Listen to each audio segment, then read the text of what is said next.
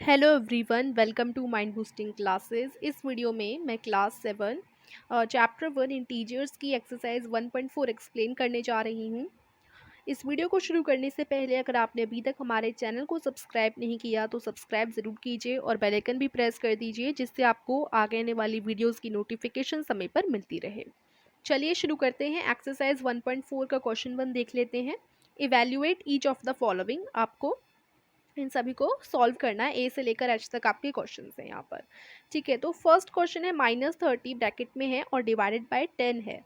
तो आप इस क्वेश्चन को दो तरीके से सॉल्व कर सकते हैं। देखिए, -30 डिवाइडेड बाय 10 है तो हम इसको ऐसे लिख सकते हैं, -30/10 इस तरीके से लिख सकते हैं। उसके बाद आप ज़ीरो से इस तरीके से ज़ीरो कट कर सकते हैं और आंसर हमारा क्या आ जाएगा, फिर 3 आंसर आ जाएगा और माइनस बच गया तो इसका आंसर -3 हो जाएगा। ठीक है, इस तरीके से आप इसको सिंपली सॉल्व कर सकते हो। ठीक है, और सेकंड आप क्या कर सकते हैं, इसमें सेकंड आप ये कर सकते हैं कि -30 है डिवाइडेड बाय 10 है, तो आप क्या कीजिए, 10 का रेसिप्रोकल कर दीजिए। तो डिवाइड की जगह इंटू का साइन आ जाएगा, मल्टीप्लाई है ना, और 10 का रेसिप्रोकल 1/10 हो जाएगा। ठीक है, अब इसको आप सिंपली सॉल्व कर सकते हैं। तो यहाँ से भी इसका आंसर आपका -3 ही आ रहा है। ठीक है, तो ऐसे दो तरीक़ों से आप सॉल्व कर सकते हो। एक रेसिप्रोकल कर देंगे, हम यहाँ पर रेसिप्रोकल कर सकते हैं, और एक हम सिंपली -30/10 लिखकर ऐसे हम आंसर निकाल सकते हैं। ठीक है, अब बी है 50 डिवाइडेड बाय ब्रैकेट में है -5। तो इसमें भी हम फर्स्ट स्टेप से करें तो 50/-5, तो यहाँ से यहाँ पर 10 आंसर आ जाएगा और ये हो जाएगा आपका -10। ठीक है, क्योंकि माइनस का है यहाँ पर डिनोमिनेटर, तो माइनस हमारा -10 में आंसर आ जाएगा, माइनस का साइन लग जाएगा। ठीक है, तो इस तरीके से -10 हमारा आंसर आ जाएगा। और अगर आप रेसिप्रोकल वाला करते हैं तो दूसरे स्टेप से आप ऐसे कर सकते हैं कि 50 मल्टीप्लाई और 5 का रेसिप्रोकल हमारा -1/5 हो जाएगा। जो माइनस है उसे हम ऊपर ही रख देंगे और ये इस तरीके से हमारा हो जाएगा -1/5 रेसिप्रोकल। ठीक है, उसके बाद हम सिंपली इसे सॉल्व कर सकते हैं। ठीक है, इसे सॉल्व करोगे तो आपका आंसर यहाँ से भी -10 ही आना है। अगर देखिए यहाँ से अगर ऐसे सॉल्व करें तो 5 10 50, अब 10 में मल्टीप्लाई हो रहा है -1, तो आंसर क्या आ गया, माइनस का 10 आ गया ना आंसर। तो इस तरीके से हम दो वेज में इसको सॉल्व कर सकते हैं। आपको जो इजी लगे आप उस तरीके से सॉल्व कर दीजिएगा। सी है -36 डिवाइडेड बाय -9। अब देखो -36 फर्स्ट स्टेप से अगर करें तो फर्स्ट स्टेप में हम डायरेक्ट इस तरीके से लिख देंगे। अब यहाँ पर देखो माइनस माइनस यानी माइनस से माइनस कट हो सकता है, कैंसिल हो सकता है। ठीक है, अगर दोनों तरफ डिवाइड में माइनस के साइन है तो हम उन्हें कट कर सकते हैं एक दूसरे से। उसके बाद 9 की टेबल में 36 आता है ना, 9 4 36, तो इस तरीके से 9 4 ये कट हो जाएंगे। ठीक है, 9 की टेबल में 36 आता है ना, देखो ये 1 पे और ये 4 पे, तो इस तरीके से हमारा 4 ही आंसर आ जाएगा। और 4 पॉजिटिव होगा क्योंकि माइनस से माइनस तो हमारे ऑलरेडी कट हो चुके हैं, तो अब ये दोनों भी पॉजिटिव हैं तो आंसर भी हमारा पॉजिटिव में ही आएगा। 4 हमारा प्लस का आंसर हो जाएगा। ठीक है, आप चाहें तो रेसिप्रोकल भी कर सकते हैं, सेकंड स्टेप से कर सकते हैं। सेकंड स्टेप में क्या होगा, देखो -36 यहाँ मल्टीप्लाई का साइन हो जाएगा और -9 का रेसिप्रोकल होगा -1/9। अब देखो -36 मल्टीप्लाई बाय -1/9। अब आप इसको सॉल्व करेंगे तो कैसे सॉल्व हो जाएगा ये देखिए। अगर -36 मल्टीप्लाई हो रहा है -1 से, तो देखो माइनस माइनस यानी पॉजिटिव आंसर आ जाएगा, ये हो जाएगा 36, ये बन जाएगा 36 और बाकी अपॉन में 9 हमारा है। तो अब ऐसे भी अगर आप सॉल्व करोगे तो 4 ही हमारा आंसर आ जाएगा पॉजिटिव। ठीक है, उसके बाद देखिए डी देख लेते हैं, -49 डिवाइडेड बाय 49। तो अगर आप फर्स्ट स्टेप से करेंगे -49 डिवाइडेड बाय 49, तो ये बड़ा सिंपल है। 49 से 49 कट, क्योंकि कट हो जाएंगे ना, 49 1 ज़ा 49 और 1 हमारा आंसर आ जाएगा। लेकिन ये 1 जो आंसर आएगा वो माइनस का आएगा। ठीक है, क्योंकि माइनस तो हमारा बच ही गया ना, कट तो हुआ नहीं यहाँ माइनस। अगर दोनों माइनस को तो ये दोनों कट हो जाते हैं, लेकिन अभी कट नहीं हुआ है, माइनस बच गया है, तो ये माइनस इधर लग जाएगा और -1 इज अवर आंसर। इस तरीके से -1 आंसर आ जाएगा इसका।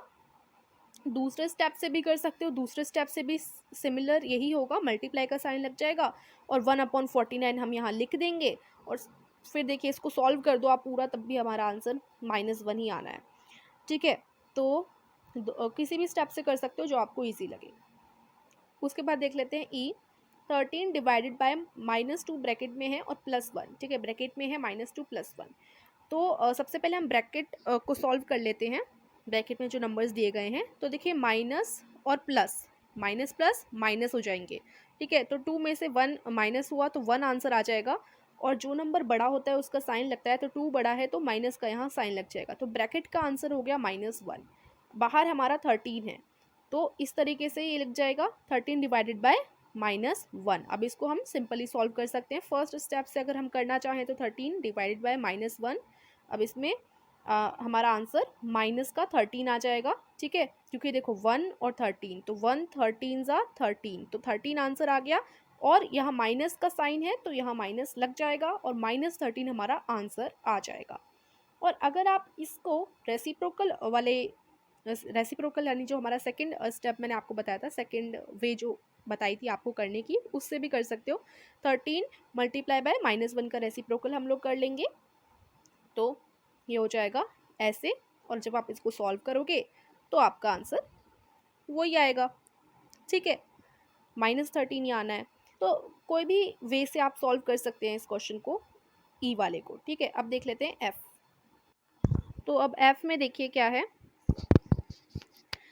0 डिवाइडेड बाय -12। अब किसी भी नंबर से 0 डिवाइड होता है तो देखिए आंसर हमारा 0 ही आता है। ओके, तो इसका आंसर तो 0 ही हो जाएगा। तो अब हम देख लेते हैं जी। अब जी वाला जो क्वेश्चन है इसमें एक करेक्शन करना है, यहाँ प्लस का साइन है। ठीक है, तो यहाँ डिवाइड नहीं प्लस का साइन होगा। तो ये हमारा क्वेश्चन है -31 divided by in bracket -30 plus -1, ये हमारा क्वेश्चन है। अब इसको कैसे सॉल्व करेंगे देखिए, तो प्लस माइनस माइनस, तो ये जब सबसे पहले हम ब्रैकेट को सॉल्व करेंगे बोर्ड मास रूल के हिसाब से, हम सबसे पहले ब्रैकेट ही सॉल्व करते हैं, है ना। तो हमारा क्वेश्चन क्या है देखो, -31 डिवाइडेड बाय -30 प्लस -1, ये हमारा क्वेश्चन है। ठीक है, इसको अब हम सॉल्व करना है हमें। तो इसमें देखिए सबसे पहले प्लस माइनस माइनस, ठीक है, तो ये हमारा हो जाएगा -30 -1, इस तरीके से हमने लिख लिया। ठीक है, उसके बाद देखो माइनस माइनस माइनस माइनस क्या हो जाते हैं, प्लस हो जाते हैं, तो 30 + 1 कितना हो जाएगा 31, और माइनस का 31 होगा, क्योंकि जो बड़ा होता है, जो नंबर बड़ा होता है उसी का साइन लगता है, और यहाँ पर 30 बड़ा है और 30 का साइन माइनस है, वैसे तो दोनों का ही साइन माइनस है। ठीक है, तो -31 हो गया, और आगे हमारा लिखा था इस तरीके से, है ना। तो -31 डिवाइडेड बाय -31, तो अब इसको आप पहले वे से भी कर सकते हैं कि देखो -31 डिवाइडेड बाय -31 है तो आप ऐसे लिख लो, उसके बाद माइनस से माइनस कैंसिल हो जाएगा और 31 1 सा 31, आंसर आपका +1 आ जाएगा। ठीक है, अगर आप इसको दूसरे वे से सॉल्व करना चाहें तो उससे भी कर सकते हैं। आप क्या कर सकते हैं, यहाँ पर -31 मल्टीप्लाई, और यहाँ -31 का रेसिप्रोकल कर देंगे, -1/31। अब माइनस माइनस हो जाएगा हमारा प्लस, तो 31/31 बचा, और ये हम इन्हें डिवाइड करेंगे तो 1 हमारा आंसर यहाँ से भी पॉजिटिव ही आ रहा है। ठीक है, तो इस तरीके से दोनों वे से सॉल्व कर सकते हो, आंसर आपका 1 ही आएगा। ऐसे ही हम जल्दी से एच और आई क्वेश्चन को भी सॉल्व कर लेते हैं। एच क्वेश्चन है हमारे पास -36 डिवाइडेड बाई 12, ठीक है, और डिवाइडेड बाय 3, इस तरीके से आपका क्वेश्चन है। तो देखो -36 डिवाइडेड बाय 12, तो देखो -36 डिवाइडेड बाय अगर हम 12 करें तो यहाँ पर 12 हमारा कट हो सकता है, 12 की टेबल में 36 कब आता है, 12 3 ज़ा 36। ठीक है, तो ये 3 आंसर आ गया, और यहाँ माइनस का साइन लग जाएगा, -3 हमारा इसका ब्रैकेट को सॉल्व करके आंसर आ गया, तो -3 ब्रैकेट को सॉल्व करके आंसर आ गया। फिर बचा हमारा डिवाइडेड बाय 3, तो इस तरीके से हो गया -3 डिवाइडेड बाय 3। अब देखो -3 डिवाइडेड बाय 3 करेंगे तो 3 से 3 3 1 ज़ा 3 हो गया, और ये माइनस का साइन इधर लग गया, तो -1 हमारा आंसर आ जाएगा। ठीक है, तो एच वाले क्वेश्चन को सॉल्व करके आपका आंसर -1 आ जाएगा। ठीक है, अब देख लेते हैं आई वाला क्वेश्चन, -6 + 5 ब्रैकेट में है डिवाइडेड बाय -2 + 1। ठीक है, तो यहाँ देखो एक प्लस का है एक माइनस का है, प्लस माइनस माइनस हो जाते हैं। अब -2 में से 1 आप माइनस करोगे तो आपका -1 आंसर आ जाएगा। -1 में माइनस का साइन क्यों लगा, क्योंकि देखो 2 बड़ा है और 2 का माइनस का साइन है, इसलिए हमने यहाँ माइनस का साइन लगाया।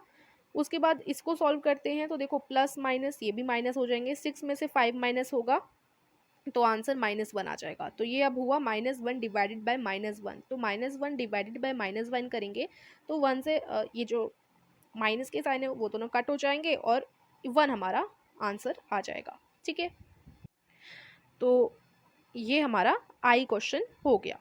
अब इन सभी को आप कैसे लिखोगे, आप इन तरीके ऐसे इन सबको सॉल्व कर सकते हैं। ए क्वेश्चन का ये सॉल्यूशन हो गया, बी क्वेश्चन को ऐसे सॉल्व करेंगे, सी क्वेश्चन को ऐसे सॉल्व करेंगे। बाकी मैंने आपको समझा तो दिया ही है सब, अब इस तरीके से ये सब आप ऐसे सॉल्व कर देंगे।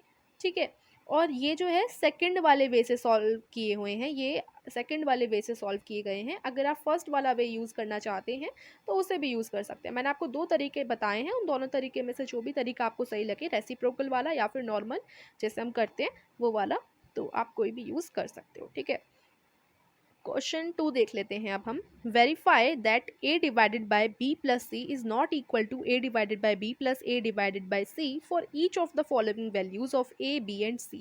तो अब देखो इसको ध्यान में रखिए, इसको आप देखिए तो इससे आपको एक प्रॉपर्टी याद आएगी जो हमने पढ़ी थी, विच इज़ डिस्ट्रीब्यूटिव प्रॉपर्टी। हमने डिस्ट्रीब्यूटिव प्रॉपर्टी जो है जानी थी। डिस्ट्रीब्यूटिव प्रॉपर्टी में क्या होता है, ठीक है, डिस्ट्रीब्यूटिव प्रॉपर्टी में क्या होता था कि देखो अगर हम लिखें a multiply by b plus C तो वो इक्वल होता है a multiply by b plus a multiply by c, है ना।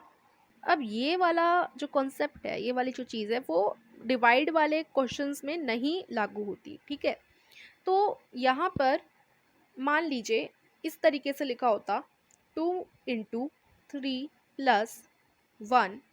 ठीक है, ये हमारा क्वेश्चन होता। तो आप इसको कैसे सॉल्व करते हैं डिस्ट्रीब्यूटिव प्रॉपर्टी से, आप क्या करते कि देखो 2 हमारा 3 से भी मल्टीप्लाई हो रहा है, यानी 2 मल्टीप्लाई 3, उसके बाद बीच में प्लस का साइन लग जाता है इधर, और 2 हमारा भाई 1 से भी मल्टीप्लाई हो रहा है तो 2 मल्टीप्लाई बाय 1, इस तरीके से आप कर देते और बाकी फिर इसको सॉल्व कर देते।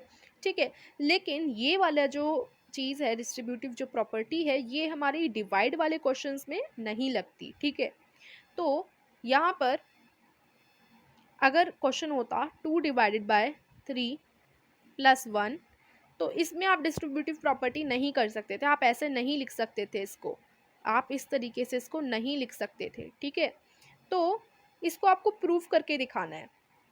ठीक है, वेरीफाई करना है। तो यहाँ a b और c की वैल्यू आपको क्या लगानी है, a की वैल्यू 12, b की वैल्यू -4 और c की वैल्यू 2 यहाँ पर लिख देनी है। तो हम यहाँ पर a की वैल्यू 12, b की वैल्यू -4 और c की वैल्यू 2 कर देते हैं इस क्वेश्चन में। ठीक है, तो देखो हमने ये लिख दिया, ये हमारा पूरा क्वेश्चन है एक तरीके से। अब हमें यहाँ वैल्यूज़ पुट कर देनी है। सबसे पहले हम LHS यानी लेफ्ट हैंड साइड में जो प्रॉब्लम है उसको उसमें वैल्यूज़ पुट करते हैं। a की वैल्यू हमें 12 लगानी है, लिखनी है, b की वैल्यू है -4 और c की वैल्यू है यहाँ से हमारी 2 है। ठीक है, c की वैल्यू है 2। इस तरीके से मैंने वैल्यूज़ लिख ली। अब देखो माइनस और प्लस, माइनस प्लस माइनस हो जाएंगे, 4 में से 2 गया तो 2 आंसर आ गया।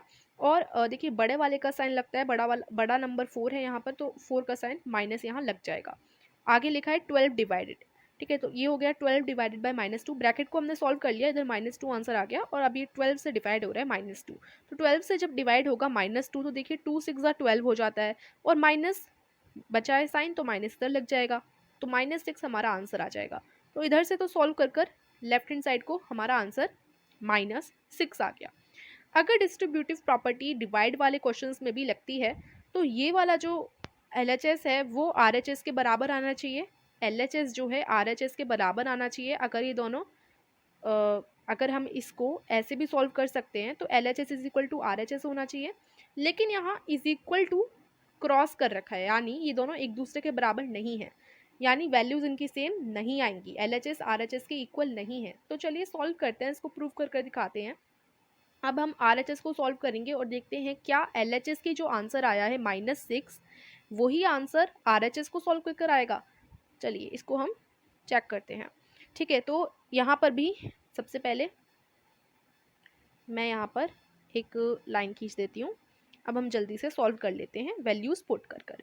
तो a की वैल्यू 12 है डिवाइडेड बाय b की वैल्यू है -4 प्लस फिर से a की वैल्यू हमारी 12 है और यहाँ c की वैल्यू है हमारी 2। राइट, अब देखो डिवाइड हो रहा है 12 डिवाइडेड बाय -4, तो 12 डिवाइडेड बाय -4, 4 3 ज़ा 12 और यहाँ से हमारा आंसर -3 आ जाएगा। तो इस वाले ब्रैकेट को सॉल्व करके -3 आंसर आ रहा है। अब इधर इसको सॉल्व करते हैं, तो देखो 12 डिवाइड हो रहा है 2 से, 2 6 ज़ा 12, यहाँ 6 आंसर आ रहा है हमारा। तो इस वाले ब्रैकेट को सॉल्व करके 6 आंसर आ रहा है और देखो बीच का प्लस का साइन हमने यहाँ लगा दिया। तो -3 + 6, अब एक प्लस का एक माइनस का है, माइनस प्लस माइनस हो जाते हैं, तो अब ये माइनस हो जाएंगे, तो आंसर हमारा क्या आ जाएगा, 3 आंसर आ जाएगा। ठीक है, और साइन हमारा प्लस का रहेगा क्योंकि 6 बड़ा है और 6 के साथ प्लस का साइन है। ठीक है, तो देखिए LHS को सॉल्व करके -6 आंसर आ रहा है, RHS को सॉल्व करके 3 आंसर आ रहा है, यानी इनकी वैल्यूज़ जो हैं बराबर नहीं आ रही। तो वेरीफाई हो गया कि a divided by b plus c is not equal to a divided by b plus a divided by c। ठीक है, क्योंकि इन दोनों को सॉल्व करके अलग अलग हमारे आंसर आ रहे हैं। ठीक है, अब जैसे हमने इधर 12, 4 और 2 वैल्यू रखी थी, है ना, ऐसे ही हमें अब a की वैल्यू -10, b की वैल्यू 1 और c की वैल्यू भी 1 रखनी है। और फिर हम देखेंगे कि लेफ्ट हैंड साइड यानी a इज इक्वल टू एक मिनट, लेफ्ट हैंड साइड यानी इस वाले को सॉल्व करके और राइट हैंड साइड इस वाले को सॉल्व करके हमारा आंसर सेम आ रहा है कि नहीं आ रहा। ठीक है, तो अब देखो बी क्वेश्चन में a की वैल्यू -10, b की वैल्यू 1 और c की वैल्यू भी हमें 1 रखनी है। ठीक है, तो हम सबसे पहले LHS साइड सॉल्व करते हैं। तो -10 डिवाइडेड बाय 1 + 1 हमने वैल्यूज़ पुट कर दी। अब देखो 1 + 1 हमारे 2 हो जाएंगे और यहाँ -10 डिवाइडेड बाय 2 कितना आंसर आ जाएगा, -5 आंसर आ जाएगा। तो लेफ्ट हैंड साइड का आंसर हमारा आ गया -5। अब RHS साइड को सॉल्व करते हैं, तो -10 divided by 1 plus -10 divided by 1 हमने वैल्यूज़ पुट कर ली हैं। तो -10 डिवाइडेड बाय 1 आंसर -10 आ गया, इधर भी -10 डिवाइडेड बाय 1 इधर भी आंसर -10 आ गया। -10 -10 माइनस माइनस प्लस हो जाएंगे, प्लस होकर -20 हमारा आंसर आ जाएगा। तो देखो LHS की वैल्यू है 5, RHS की वैल्यू निकल कर आई -20, यानी LHS और RHS नॉट इक्वल हुए, है ना। तो LHS is not equal to RHS, इसलिए वेरीफाई हो गया कि ये वाली प्रॉपर्टी हमारे डिवीजन वाले क्वेश्चंस में अप्लाई नहीं होगी। ठीक है, तो आप क्या करेंगे, पहले ये क्वेश्चन और इसका आंसर हमारा ये हो जाएगा। ठीक है, और फिर आप बी क्वेश्चन लेंगे, बी क्वेश्चन का आंसर हमारा ये हो जाएगा। ठीक है, चलिए अब ये हमने देख लिया क्वेश्चन नंबर 2। अब देख लेते हैं क्वेश्चन नंबर 3। इधर हमारे फिल इन द ब्लैंक्स हैं, ये बड़े आसान हैं। यहाँ है कि 369 में क्या डिवाइड करें कि 369 वापस से हमारा आंसर आ जाए। तो अगर यहाँ पूछा होता 4 में डिवाइड क्या करें कि हमारा 4 ही आंसर आ जाए। ठीक है, तो देखो हम क्या करते, 1 को डिवाइड कर देते। ठीक है, तो 4 ही हमारा आंसर आ जाता। किसी भी नंबर में अगर 1 का डिवीज़न करते हैं तो वही नंबर वापस पे हमारा आंसर आ जाता है। ठीक है, ऐसे ही हम जैसे 4 है तो इसमें हम 1 का डिवाइड करते तो 1 4 ज़ा 4 आंसर आ जाता हमारा। अब 5 है, 5 में क्या डिवाइड करें कि 5 ही वापस से आंसर आ जाए। तो 5 में मैं 1 डिवाइड कर दूंगी तो वापस से मेरा आंसर 5 ही आ जाएगा। ठीक है, तो यहाँ 369 में भी 1 डिवाइड करेंगे हम तो वापस से वही नंबर हमें आंसर में मिल जाएगा। अब है बी, -75 में क्या डिवाइड करें कि आंसर -1 आए। तो देखो 4 में मैं क्या डिवाइड करूं कि आंसर 1 आए, अगर ऐसा क्वेश्चन होता। ठीक है, तो 4 में क्या डिवाइड करूं कि आंसर 1 आए। तो अगर मैं 4 में 4 डिवाइड कर दूं तो देखो 4 1 ज़ा 4, आंसर मेरा 1 आ जाएगा। 5 में क्या डिवाइड करूं कि मेरा आंसर 1 आए। तो 5 में अगर मैं 5 डिवाइड करूंगी तो आंसर मेरा 1 आ जाएगा, क्योंकि देखो यहाँ पर देखो 5 में 5 डिवाइड करेंगे तो 5 की टेबल में 5 कब आता है, 5 1 ज़ा 5। तो किसी भी नंबर का अगर उसी नंबर में हम डिवाइड कर लेते हैं तो हमारा 1 ही आंसर आता है हमेशा। तो ये क्वेश्चन भी कुछ ऐसा ही है कि -75 में क्या डिवाइड करें कि -1 आंसर आ जाए। तो -75 में हम 75 ही डिवाइड करेंगे। अब देखिए यहाँ पर -75 में अगर आप बोलेंगे कि -75 में -75 डिवाइड करते, अगर हम मान लीजिए -75 में हम -75 ही डिवाइड करते तो क्या होता, यहाँ माइनस से माइनस कैंसिल हो जाता और 75 दोनों डिवाइड हो रहे हैं आपस में, तो हमारा +1 आंसर आ जाता। लेकिन यहाँ हमें -1 चाहिए, यहाँ हमें क्या चाहिए, -1 आंसर में चाहिए। अब मान लीजिए -75 में मैं पॉजिटिव यानी प्लस का 75 डिवाइड करूं, तो अब देखो यहाँ तो माइनस से माइनस कैंसिल हो ही नहीं सकता क्योंकि यहाँ तो पॉजिटिव साइन है। और अब क्या होगा, अब देखो 75 आंसर हमारा किसका आएगा, 1 तो आएगा ही और माइनस का 1 आएगा क्योंकि वो कैंसिल तो हो नहीं पाया तो वो साइन इधर लग जाएगा और माइनस का 1 हमारा आंसर आ जाएगा। तो इसलिए हमें +75 को डिवाइड करना होगा -75 से, जिससे हमारा आंसर -1 आ सके। ठीक है, इसी तरीके से सी है -206 में क्या डिवाइड करें कि हमारा 1 आंसर आ जाए। 4 में क्या डिवाइड करें कि आंसर 1 आ जाए, बताइए ये कैसे होगा। बहुत आसान है, 4 में 4 ही डिवाइड करूंगी तो 4 1 ज़ा 4, वही सेम चीज़ है यहाँ पर। ठीक है, लेकिन यहाँ अगर आप ध्यान दें तो आंसर हमारा +1 आ रहा है, तो -206 में मैं नेगेटिव -206 ही लूँगी, जिससे माइनस माइनस कैंसिल हो जाएगा और 206 दोनों जो 206 है वो दोनों आपस में डिवाइड होकर 1 आंसर मुझे दे देंगे, वो भी पॉजिटिव। इसलिए यहाँ पर क्या डिवाइड करना चाहिए हमें, यहाँ पर -206 ही हमें डिवाइड करना चाहिए। ठीक है, उसके बाद देख लो D, -87 divided by dash is equal to 87। एक नंबर में कोई नंबर है 4, उसमें क्या डिवाइड करूँ कि आंसर 4 ही आ जाए, तो उसमें मुझे 1 का डिवाइड करना चाहिए। ठीक है, तो 4 ही मुझे आंसर मिल जाएगा। किसी भी नंबर में अगर हम 1 का डिवाइड करते हैं तो वही नंबर हमें वापस में आंसर में मिल जाता है। लेकिन यहाँ पर तो -87 है और आंसर हमें 87 चाहिए। तो अब -87 में अगर देखिए मैं -1 लूँगी तो क्या होगा, तो ये होगा कि माइनस से माइनस कैंसिल हो जाएगा और 87 हमें पॉजिटिव मिल जाएगा। इसलिए यहाँ -87 में मैं -1 का डिवाइड करूँगी, तभी हमें पॉजिटिव 87 आंसर में मिलेगा। फिर ई क्वेश्चन है dash divided by 1 is equal to -87। ठीक है, तो dash divided by 1 is equal to -87। अब 87 divided by 1 is equal to -87 हो जाएगा। ठीक है, 87 डिवाइडेड बाय 1 हो तो जाएगा, लेकिन देखो यहाँ अगर हम इसको सॉल्व करेंगे तो हमारा पॉजिटिव ही 87 आंसर आएगा। हमें चाहिए नेगेटिव 87, देखो हमें चाहिए माइनस का 87, तो यहाँ मैं -87 लिखूंगी। ठीक है, क्योंकि 1 तो पॉजिटिव है, तो देखो आंसर इसका आ जाएगा 87 और 1 माइनस तो कैंसिल हो नहीं पाया क्योंकि ये वाला 1 तो पॉजिटिव है, तो ये माइनस साइन इधर लग जाएगा और आंसर हमारा -87 आ जाएगा। इसलिए यहाँ पर -87 divided by 1 is equal to -87 हो जाएगा। उसके बाद एफ देख लीजिए, 48 में क्या डिवाइड करूँ, dash divided by 48 is equal to -1।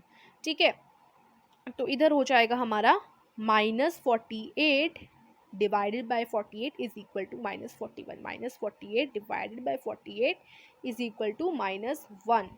एक मिनट, -1। ठीक है, चलिए नेक्स्ट देख लेते हैं जल्दी से। जी क्वेश्चन 20 में क्या डिवाइड करें इज इक्वल टू -2 आ जाए।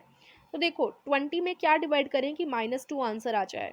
तो इसमें अगर आप देखें तो 20 में क्या डिवाइड करूँ, अगर इसी को हम थोड़ा ऐसे लिख देते, इसी को हम ऐसे लिखते कि 10 divided by dash is equal to 5 कर देते हैं। ठीक है, तो अगर हम देखें तो अगर यहाँ पर 2 5 ज़ा 10 आंसर आ रहा है ना, तो 2 5 ज़ा 10, तो यहाँ मैं 2 लिख सकती हूँ।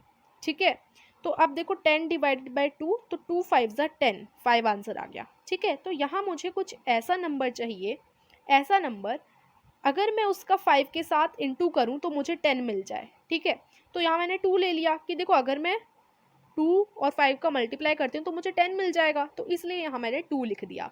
ऐसे ही -2 के साथ किसका मल्टीप्लाई करें कि हमें 20 मिल जाए।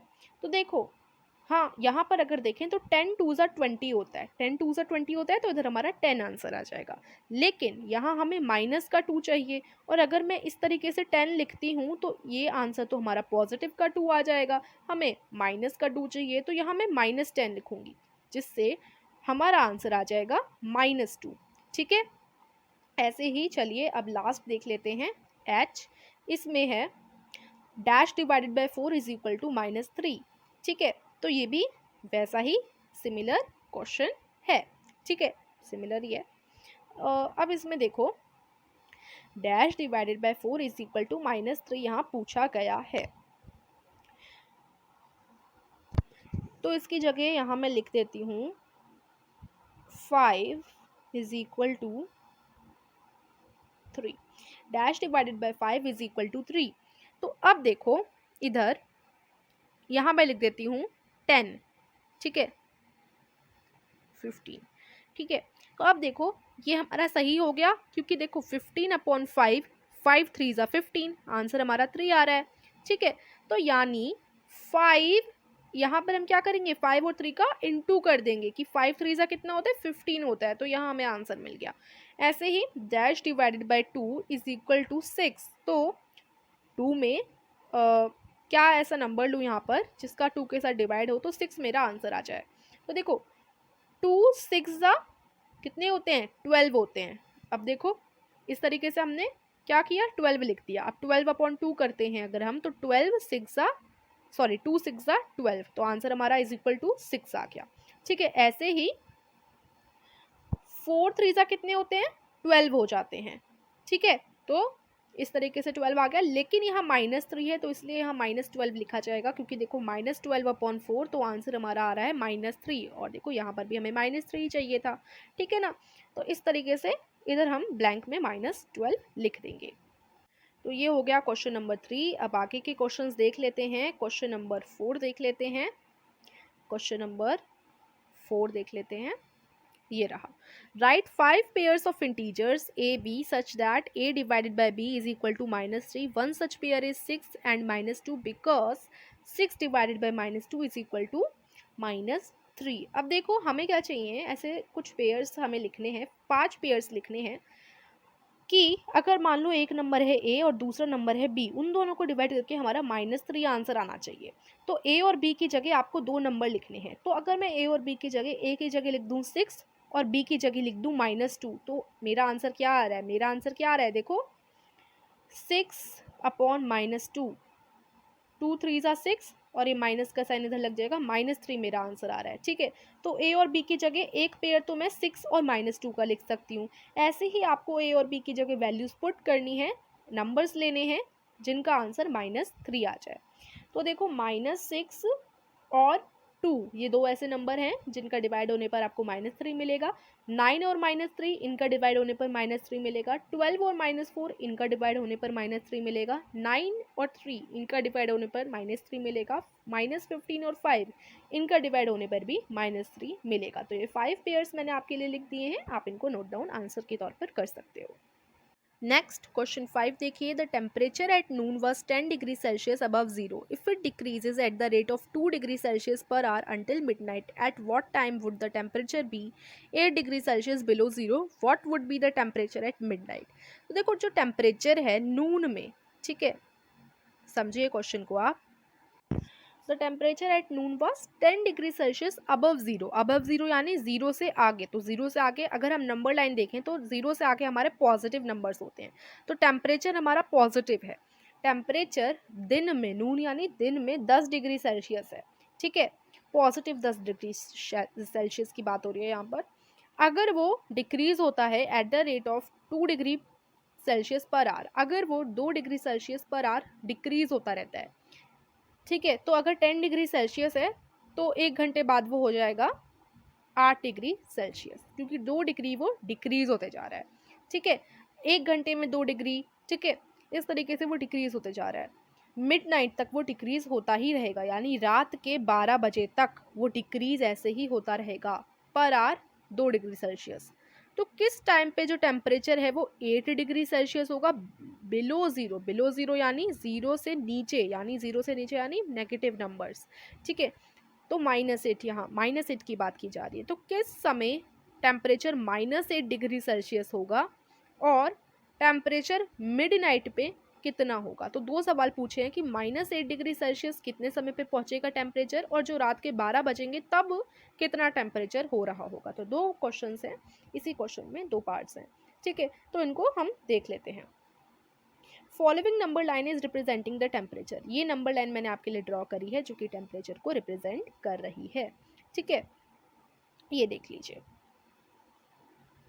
तो अभी हमारा टेम्परेचर बोला गया है कि 10 डिग्री सेल्सियस है, तो ये रहा 10 डिग्री सेल्सियस है हमारा टेम्परेचर।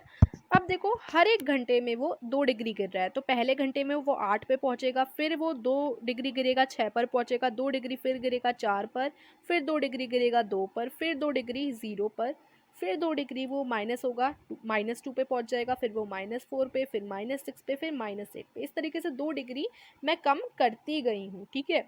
ऐसे ही वो गिरता जाएगा, ठीक है।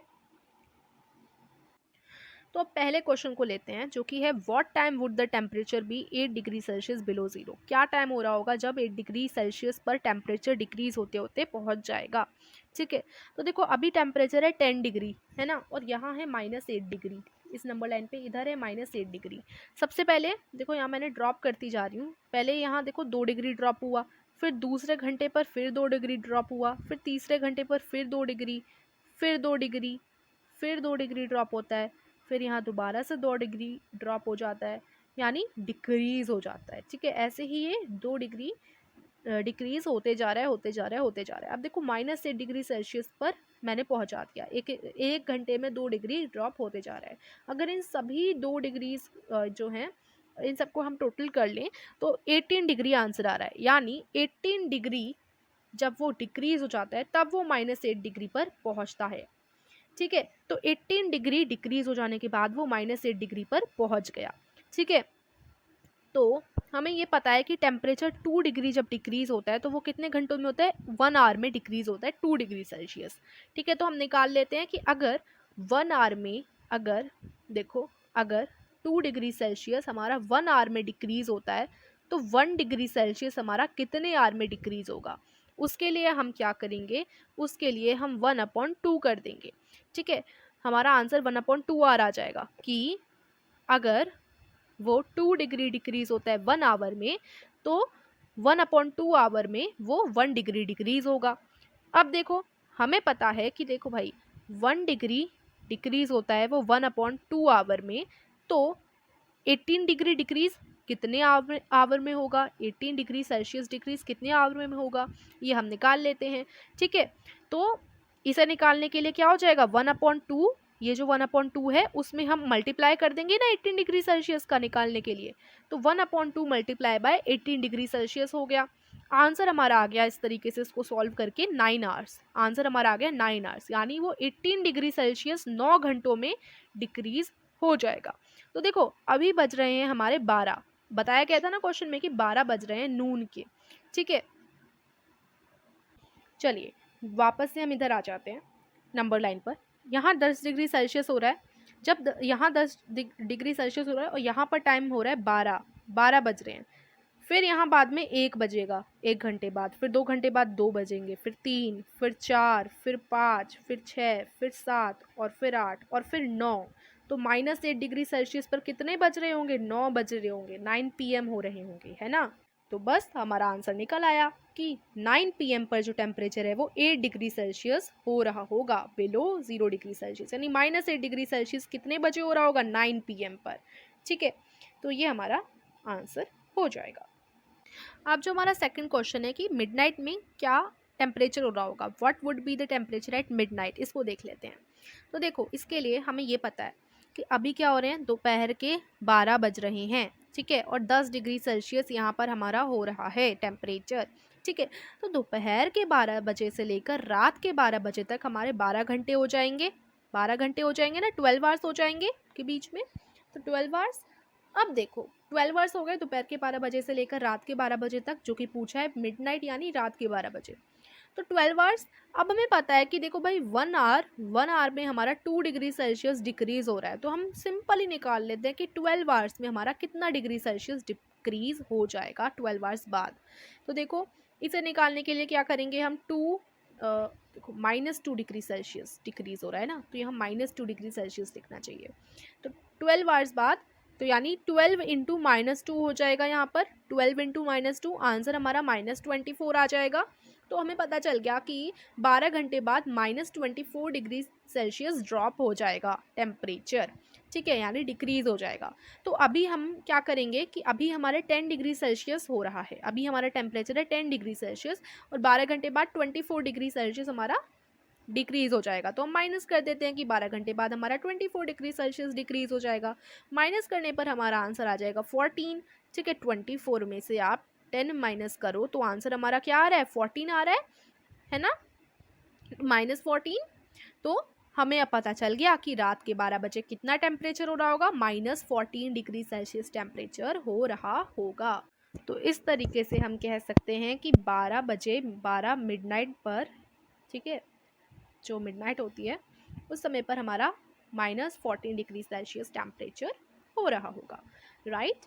तो ये हमने देखा क्वेश्चन नंबर 5, दोनों पार्ट्स हमने देख लिए, जो 2 क्वेश्चंस पूछे गए थे दोनों हमने देख लिए।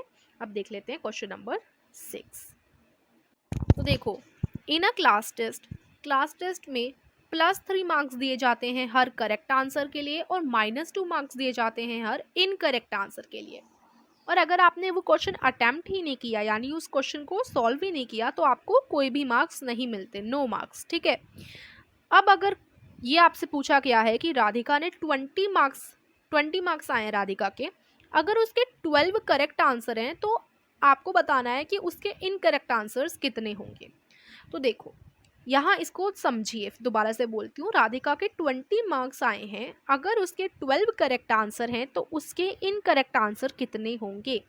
तो देखो, आई का आंसर आप कैसे निकालोगे, हमें पता है कि एक करेक्ट आंसर के लिए उसे 3 मार्क्स मिल रहे हैं, तो उसके 12 करेक्ट आंसर हुए हैं, तो हम निकाल लेते हैं कि भाई एक करेक्ट आंसर के लिए उसे 3 मार्क्स मिल रहे हैं, तो 12 करेक्ट आंसर के लिए उसे कितने मार्क्स मिलेंगे, 3 इंटू 12 इज इक्वल टू 36। तो हमें पता चल गया कि राधिका को 36 मार्क्स मिलेंगे 12 करेक्ट आंसर के लिए। लेकिन राधिका के तो 20 मार्क्स आए हैं, राधिका के तो 20 मार्क्स आए हैं, ठीक है। तो therefore marks obtained for incorrect answer, तो देखो 20 माइनस 36 कर देंगे, 20 मार्क्स में से 36 को हम माइनस कर देंगे, ठीक है। माइनस करने के बाद हमारा आंसर आ रहा है -16, यानी हमें पता चल गया कि उसे इनकरेक्ट आंसर के लिए -16 मार्क्स मिले हैं। तो अब हमें पता है कि -2 मार्क्स मिलते हैं एक इनकरेक्ट आंसर के लिए, तो -16 मार्क्स कितने इनकरेक्ट आंसर के लिए मिलेंगे, ये अब हम निकाल लेते हैं। तो निकालेंगे तो इसके लिए हम -16 अपॉन 2 यानी -16 डिवाइडेड बाय -2 कर देंगे। तो 2 माइनस से माइनस कैंसिल और 2 8 जा 16 हो जाता है, तो आंसर आपका 8 आ जाएगा। आंसर हमारा क्या आ जाएगा, 8 आ जाएगा। तो हमें पता चल गया उसके कितने इनकरेक्ट क्वेश्चन है, 8 इनकरेक्ट क्वेश्चन है, ठीक है। अब इसका सेकंड देख लेते हैं। मोहिनी ने स्कोर किया -5 मार्क्स उसके टेस्ट में, उसने 7 करेक्ट आंसर दिए थे, तो उसने कितने इनकरेक्ट आंसर दिए ये आपको बताना है। तो जैसा हमने ऊपर अभी क्वेश्चन सॉल्व किया उसी की तरह है ये वाला क्वेश्चन भी। देखो, उसे 7 करेक्ट आंसर उसने किए, है ना, यहाँ लिखा है उसने 7 करेक्ट आंसर किए, तो 7 करेक्ट आंसर के लिए उसे कितने मार्क्स दिए जाएंगे। अगर एक करेक्ट आंसर के लिए 3 मार्क्स मिलते हैं, तो 7 करेक्ट आंसर के लिए कितने मार्क्स मिलेंगे, 3 इंटू 7 यानी 21 मार्क्स उसे मिल गए अपने करेक्ट आंसर के लिए, ठीक है। उसने -5 स्कोर किया है, उसने कितना स्कोर किया है, -5 स्कोर किया है। तो अब देख लेते हैं, -5 में से 21 हम माइनस कर देते हैं, जिससे हमें पता चल जाएगा कि उससे इनकरेक्ट आंसर के लिए कितने मार्क्स मिले हैं। तो माइनस करने के बाद आंसर आ रहा है -5 - 21 इज इक्वल टू -26, यानी उसे -26 मार्क्स मिले हैं अपने इनकरेक्ट आंसर के लिए। तो अगर -2 मार्क्स मिलते हैं एक इनकरेक्ट आंसर के लिए, तो उसे तो -26 मार्क्स मिले हैं, तो कितने इनकरेक्ट आंसर के लिए उसे -26 मार्क्स मिले होंगे, ये जानने के लिए हम -26 डिवाइडेड बाय -2 कर देंगे। -26 डिवाइडेड बाय -2 करने के बाद आंसर हमारा 13 आ जाएगा, यानी हमें पता चल गया कि उसने 13 इनकरेक्ट क्वेश्चन करे हैं, ठीक है। तो ये हमारा क्वेश्चन नंबर 6 हो जाएगा, और ये आई का आंसर आप ये कर लेंगे, और जो आई है यानी जो सेकंड है उसका आंसर ये हो जाएगा, ठीक है। तो आई होप ये क्लियर हुआ होगा आप लोगों को। चलिए अब देख लेते हैं क्वेश्चन नंबर 7 जो कि हमारा लास्ट क्वेश्चन है। एलिवेटर है जो कि नीचे जा रहा है, ठीक है, by the rate of 6 metre per minute, ठीक है। अगर वो 10 metre above the ground level से शुरू करता है नीचे जाना तो वो कितना समय लेगा -350 metre below the ground level तक पहुंचने के लिए। तो देखो ये हम समझते हैं, इस तरीके से मैं यहाँ ड्रॉ कर लेती हूँ। देखो इसमें आप समझो, ये स्टार्टिंग पॉइंट है, अभी वो कहाँ है, 10 metre above the ground level है, ठीक है, अबव द ग्राउंड लेवल, ठीक है। तो अभी वो यहाँ से लिफ्ट शुरू कर रही है, सॉरी जो एलिवेटर है वो यहाँ से नीचे जाना शुरू कर रहा है, ठीक है। ये ग्राउंड लेवल है, ठीक है, ये ग्राउंड लेवल है, ज़मीन का जो लेवल होता है ये ग्राउंड लेवल है, ठीक है। तो अभी वो ऊंचाई पर है, ग्राउंड लेवल से 10 मीटर ऊंचाई पर है, यहाँ से वो शुरू कर रहा है नीचे जाना। अब ये जो है 0 है, ठीक है, ये ग्राउंड लेवल है। अब ग्राउंड लेवल 0 पर है, अब उसे ग्राउंड लेवल से भी नीचे जाना है -360 मीटर नीचे, यानी 0, ये जो ग्राउंड लेवल है उससे भी बहुत नीचे उसको जाना है, -360 मीटर नीचे उसे जाना है, ठीक है। तो वो कितने समय में पहुंचेगा इधर तक, ठीक है। तो एक बार समझिए, ये ग्राउंड लेवल है, ठीक है, और इससे वो अभी 10 मीटर ऊपर है, ठीक है, ग्राउंड लेवल से अबव है 10 मीटर। अब वो नीचे आएगा पहले ग्राउंड लेवल पर, ठीक है, फिर ग्राउंड लेवल से और नीचे जाएगा -360 मीटर तक। अब वो कितना समय लेगा -360 मीटर तक जाने के लिए। तो सबसे पहले तो हम ये निकाल लेते हैं कि टोटल डिस्टेंस कितनी है, यहाँ स्टार्टिंग पॉइंट से लेकर जो उसे जहाँ तक जाना है, फिनिश करना है जहाँ पर, ठीक है, तो उधर की टोटल डिस्टेंस कितनी होगी। तो टोटल डिस्टेंस निकालने के लिए 10 और 360 को हम प्लस कर देंगे, आंसर आ गया 360। आंसर क्या आ गया 360 मीटर, यानी टोटल डिस्टेंस कितनी हो गई, इधर से लेकर इधर तक 360 मीटर की टोटल डिस्टेंस हो गई, राइट। ईजी, इतना समझ आ गया, 360 मीटर तक की टोटल डिस्टेंस हो गई। तो अभी हमें पता चल गया कि उस एलिवेटर को 360 मीटर तक की डिस्टेंस कवर करनी है। अब यहाँ हमें क्वेश्चन में बता ही रखा है कि अगर वो 6 मीटर 1 मिनट में नीचे जाता है तो हम अब निकाल सकते हैं कि हाँ उसे 360 मीटर तक की डिस्टेंस कवर करनी है। तो 360 मीटर तक की डिस्टेंस कवर करने के लिए वो कितनी मिनट लेगा। तो चलो इसको निकाल लेते हैं जल्दी से। सबसे पहले पता है कि 6 मीटर वो 1 मिनट में नीचे जाता है, तो सबसे पहले हम निकाल लेंगे कि वो 1 मिनट में कितने मीटर, सॉरी 1 मीटर में कितने मिनट लेगा। देखो फिर से समझिए, अगर 6 मीटर वो नीचे जाता है 1 मिनट में, तो वो 1 मीटर नीचे कितने मिनट में जाएगा। इसे निकालने के लिए हम क्या करेंगे, 1 और 6 का डिवाइड करेंगे, तो आंसर आपका 1/6 मिनट आ गया, ठीक है। अब हमें ये पता चल गया कि वो 6 मीटर नीचे जाता है 1 मिनट में, तो वो 1 मीटर नीचे जाएगा 1/6 मिनट में, इतना हमें पता चल गया। अब देखिए, अब हमें पता है कि वो 1 मीटर नीचे जाता है 1/6 मिनट में, तो अब हम डायरेक्ट निकाल सकते हैं कि वो 360 मीटर डिस्टेंस नीचे कितने मिनट में जाएगा। तो उसके लिए हम इसका और इसका इनटू कर देंगे, तो 1/6 और 360 का मल्टीप्लाई कर देंगे ये निकालने के लिए। जब मल्टीप्लाई होगा तो देखो क्या आंसर आ जाएगा, 1 और 360 का मल्टीप्लाई होगा तो 360 ही आंसर आ जाएगा। अपॉन में हमारा 6 है, अब इसको आप करो, अब इसको अगर आप करो तो 6 6 36 और ये 0 भी लग जाएगा इधर, तो आंसर हमारा क्या आ गया 360 आ गया। 360/6 को सॉल्व करने के बाद आंसर हमारा आ गया 60, आंसर हमारा 60 आ गया। यानी हमें पता चल गया कि वो 1 मीटर 1/6 मिनट में नीचे जाता है, तो 360 मीटर की डिस्टेंस वो 60 मिनट में जा पाएगा उतनी नीचे। 360 मीटर की डिस्टेंस वो 60 मिनट में कवर कर पाएगा। 60 मिनट का मतलब होता है 1 आवर, तो हमें पता चल गया कि वो 1 घंटे में पहुंच पाएगा। कहाँ, 360 मीटर यहाँ पर, ये जो है ना -360 मीटर डिस्टेंस लेवल में, यानी बिलो द ग्राउंड, ठीक है। तो हमें पता चल गया कि 1 आवर में जो है -350 मीटर बिलो द ग्राउंड पूछा गया था, तो वो कितने घंटे में पहुंचेगा, 1 आवर में पहुंचेगा, ठीक है। तो आई होप आपको समझ आया होगा, ये क्वेश्चन काफ़ी इजी था और यही हमारी एक्सरसाइज थी 1.4। यहीं पर हमारा चैप्टर 1 कंप्लीट हो जाता है। आई होप आपको समझ आया होगा, तो इस वीडियो को लाइक करो, चैनल को सब्सक्राइब करो। Thank you for watching.